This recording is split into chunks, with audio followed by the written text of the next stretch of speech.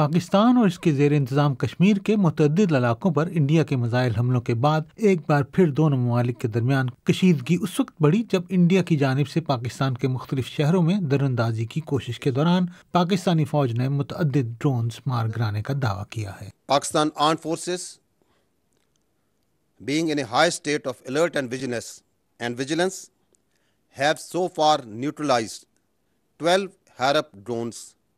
at various locations. جمعرات کو پاکستانی فوج کی جانب سے جاری کیے جانے والے ایک بیان میں دعویٰ کیا گیا کہ اب تک 25 اسرائیلی ساخت کے ہیروپ ڈرونز کو مار گرایا گیا ہے۔